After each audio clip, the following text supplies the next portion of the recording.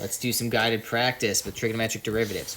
Remember, we're going to be using power rule, product rule, quotient rule, e to the x, so we have to remember all those things. Okay? Now, in this case, this is a product rule. We're just going to remember that f prime of x is going to be derivative of the first, -6. Now, remember, this is going to be secant squared of x, right? Then minus 9 goes away. Remember, we got that from right here, right? Anyway, this is going to be multiplied by 4 cosine of x plus 7x. And then this is going to be plus, and then we leave this guy the same. And then this is times -4 sine of x plus 7. Okay? So we have that. And again, if there were a nice way to simplify them, we totally would, but there isn't anything super nice about this, so let's just keep going. Now, g of x, you could say, okay, well, we're going to use the quotient rule, but actually, you might notice that this is the same as tangent of x, and we already did this. G prime of x is secant squared of x. So we're done. Right. Trigonometric functions are very simplifiable, so always look to simplify. I'm not sure how much simplifying we're doing in this one, right? H prime of x is low d high. Now remember the derivative of secant, right? Remember that from up here is tangent secant or secant tangent. D high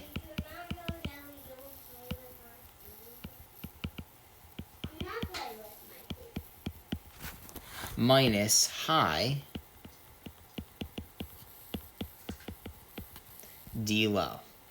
Now, I didn't explicitly cover the derivative of cosecant, but if the derivative of secant is secant tangent, it turns out the derivative of cosecant is negative cosecant cotangent.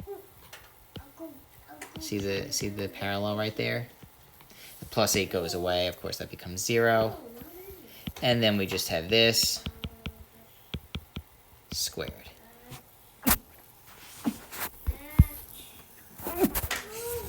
Okay, and again, no nice way of simplifying, so let's not.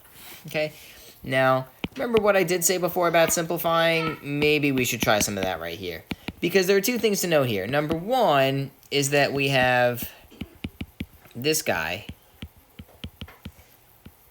Now, where am I getting that 1 from? Well, remember, the fundamental equation makes all this stuff work is that sine squared plus cosine squared is 1. Right? It's the unit circle. It's the Pythagorean theorem. It's what makes all this stuff work.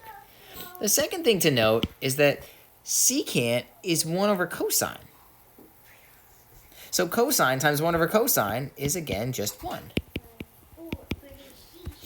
And so, really, maybe not the most exciting problem.